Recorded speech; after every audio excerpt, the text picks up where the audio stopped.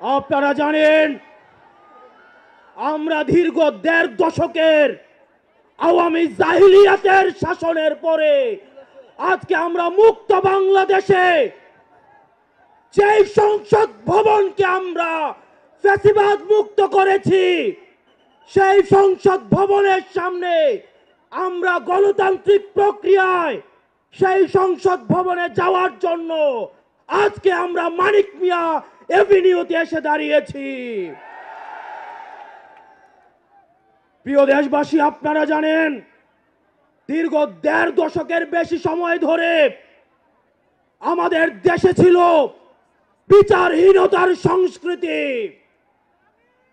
লগি বৈঠা থেকে শুরু করে ২০০৯ সালে আমাদের দেশের যারা ডিফেন্স অফ ফার্স্ট লাইন বিডিআরদেরকে আপনারা দেখেছেন কিভাবে ভারতীয় আগ্রাসনের মধ্য দিয়ে হত্যা করা হয়েছে। প্রিয় দেশবাসী, আপনারা দেখেছেন এই স্পষ্ট বিডিআর হত্যাকাণ্ডকে বিডিআর বিদ্রোহ হিসাবে চালানো হয়েছে। আপনারা দেখেছেন শাপলা চত্বরে আমাদের দাড়ি টুপিওয়ালা ভাইদের উপরে রাতের অন্ধকারে কিভাবে জেনোসাইড চালানো হয়েছে। আমাদের দাড়ি টুপিওয়ালা ভাইদের সামনে থেকে কিভাবে মাইক কেড়ে নিয়ে যাওয়া হয়েছে। প্রিয় দেশবাসী, আপনারা দেখেছেন বাংলাদেশে কিভাবে রাতের ভোট, কিভাবে দিনের ভোট রাতে চালু করার সংস্কৃতি চালু হয়েছে, ডামি ইলেকশন চালু করা হয়েছে। আমরা ৫ই আগস্টে এই আওয়ামী লীগের এই দুঃশাসনের আমরা এই দুঃশাসনের কবর রচনা করেছি। আমরা বলতে চাই এই গণভবনে কে যাবে সেটি নির্ধারিত হবে বাংলাদেশ থেকে, ভারত থেকে সেটি নির্ধারিত হবে না।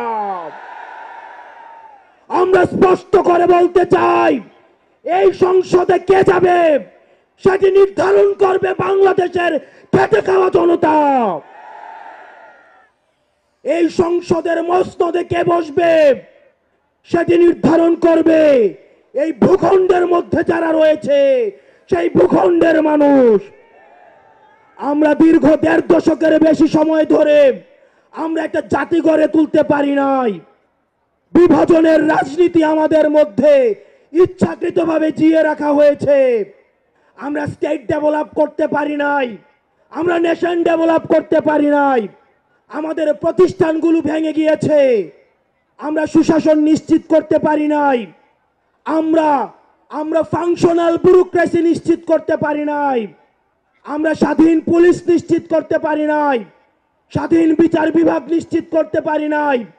আমরা স্বাধীনতার এত বছর পরেও আমাদের তরুণ প্রজন্ম, আমাদের একটা ইনস্টিটিউশন আমরা প্রপারলি ফাংশন করতে দেখি নাই।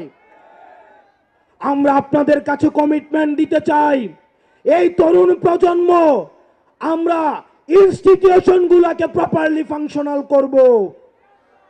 আমরা আপনাদেরকে কমিটমেন্ট দিতে চাই, এই বিভাজনের রাজনীতির ঊর্ধ্বে উঠে আমরা একতার রাজনীতি বাংলাদেশে চালু করব।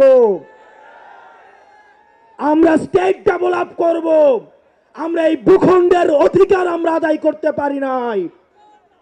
আমাদেরকে মাথায় রাখতে হবে বিদেশের সাথে আমাদের বন্ধুত্বপূর্ণ সম্পর্ক থাকবে, কিন্তু কোনো প্রেসক্রিপশনের সম্পর্ক থাকবে না। আমরা স্পষ্ট ভাষায় বলতে চাই, আমাদের যখন একটা ছেলে রাস্তায় রক্ত দেওয়া শিখে গিয়েছে, আমাদেরকে কেউ রক্ত দেওয়া থেকে দমায় রাখতে পারবে না। সুতরাং আমরা স্পষ্ট ভাষায় বলতে চাই, আমাদের প্রবীণ রাজনীতিবিদ যারা রয়েছে তাদের অভিজ্ঞতা এবং তরুণদের তেজদীপ্ত এবং অকুত ভয় যে নেচার রয়েছে সেটার মিথস্ক্রিয়ায় আমরা পরবর্তী বাংলাদেশ বিনির্মাণ করব। আমরা যতদিন না পর্যন্ত আমরা নিশ্চিত করতে চাই এ দেশ থেকে পরিবারতন্ত্র এ দেশ থেকে কবরস্থ হয়েছে, এদেশে কামারের ছেলে প্রধানমন্ত্রী হবে, কুমারের ছেলে প্রধানমন্ত্রী হবে। এদেশে যোগ্যতার ভিত্তিতে এদেশে নেতৃত্ব উঠে আসবে। আমরা স্পষ্ট করতে চাই, আমরা একটা সুন্দর বাংলাদেশ গড়তে চাই, যে বাংলাদেশে আমাদের মধ্যে কোনো ধরনের ভেদাভেদ থাকবে না। আমাদের রাজনৈতিক পরমত সহিষ্ণুতা থাকবে, মত প্রকাশের স্বাধীনতা থাকবে, আমাদের দ্বিমত প্রকাশের স্বাধীনতা থাকবে। আমরা একটা সমৃদ্ধ বাংলাদেশ গঠন করার জন্য আমরা আপনাদের কাছে কমিটমেন্ট দিচ্ছি, আমরা প্রতিজ্ঞা করছি। এই প্রতিজ্ঞার সাথে কারা কারা একমত রয়েছেন? ও ইনকিলাব জিন্দাবাদ, ইনকিলাব জিন্দাবাদ, ইনকিলাব জিন্দাবাদ, ইনকিলাব জিন্দাবাদ। আপনাদের সাথে দেখা হবে আমাদের তরুণদের স্বপ্নের বাংলাদেশে। আসসালামু আলাইকুম।